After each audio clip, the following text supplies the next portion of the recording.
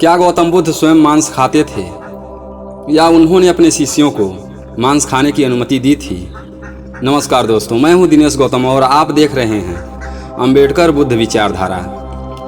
दोस्तों, आज की वीडियो में हम इसी बात को गहराई से समझेंगे कि एक शांत, करुणामयी, सत्य और अहिंसा के मार्ग पर चलने वाले अपने शिष्यों को मांस खाने का आदेश दिया था। अगर दिया था तो इसके पीछे नियम और शर्तें क्या थीं? दोस्तों, इस पूरी सच्चाई को जानने के लिए वीडियो को पूरा जरूर देखें। और अभी तक आपने हमारे चैनल को सब्सक्राइब नहीं किया है तो कृपया चैनल को सब्सक्राइब करके घंटी के आइकन को दबाकर ऑल सेलेक्ट करें ताकि अगली वीडियो का नोटिफिकेशन सबसे पहले आप तक पहुंचे। दोस्तों, भगवान बुद्ध का जीवन और उनके उपदेश करुणा, अहिंसा और विवेक पर आधारित थे। उन्होंने केवल आध्यात्मिक उत्थान की बात नहीं की बल्कि सामाजिक व्यवहार और नैतिक जीवन के लिए भी दिशा निर्देश दिए।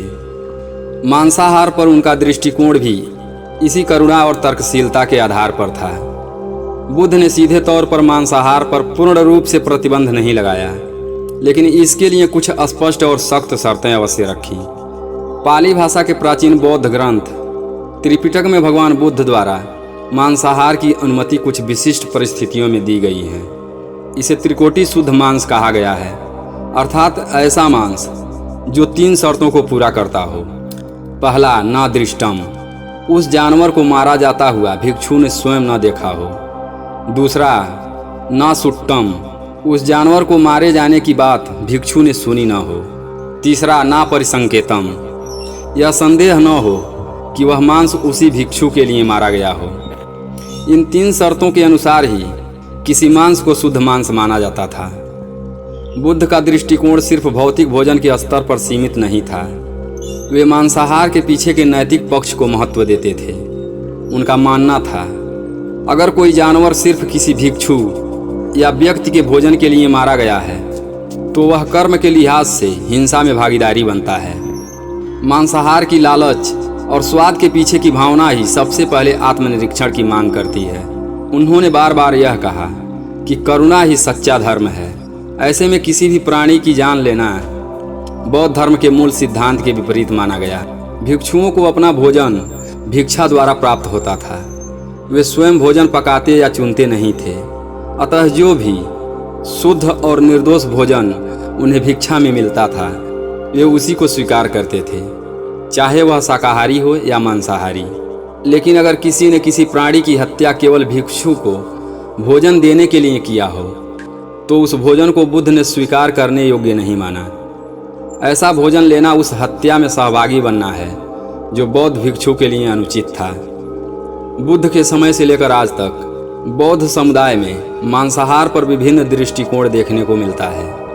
थेरवाद परंपरा, श्रीलंका, थाईलैंड, बर्मा आदि, इस परंपरा में अब भी त्रिपिटक के त्रिकोटि शुद्ध मांस सिद्धांत का पालन किया जाता है।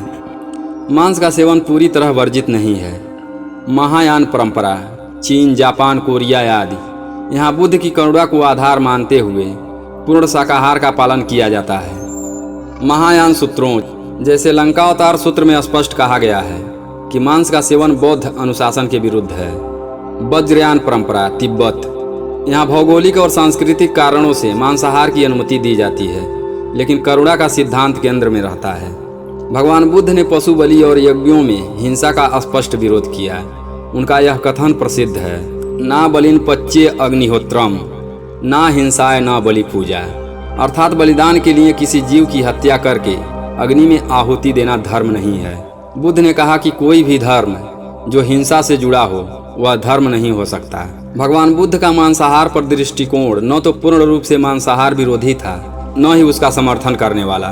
उन्होंने इसका मूल्यांकन नियत, परिस्थिति और करुणा के सिद्धांतों के आधार पर किया। यदि मांस किसी निर्दोष प्राणी की जान लेकर भिक्षु या किसी के लिए लाया गया है तो वह अस्वीकार्य है। बुद्ध के लिए भोजन केवल शरीर चलाने का साधन था, न कि स्वाद या भोग का विषय। वे सिखाते थे कि सच्चा बौद्ध वही है जो करुणा को जीवन में उतारता है, चाहे वह शाकाहारी हो या मांसाहारी। तो दोस्तों, आशा करता हूँ कि यह जानकारी आपको अच्छी लगी होगी। तो वीडियो को लाइक और चैनल को सब्सक्राइब करके कमेंट में नमो बुद्धाय लिखकर इस वीडियो को अपने दोस्तों के साथ ज़्यादा से ज़्यादा शेयर करें। फिर मिलते हैं अगली वीडियो में। भगवान बुद्ध की एक और प्रेरणादायक कहानी के साथ। तब तक के लिए अपना ख्याल रखें, हमेशा खुश रहें। हमारे साथ वीडियो में अंत तक बने रहने के लिए धन्यवाद। नमो बुद्धाय।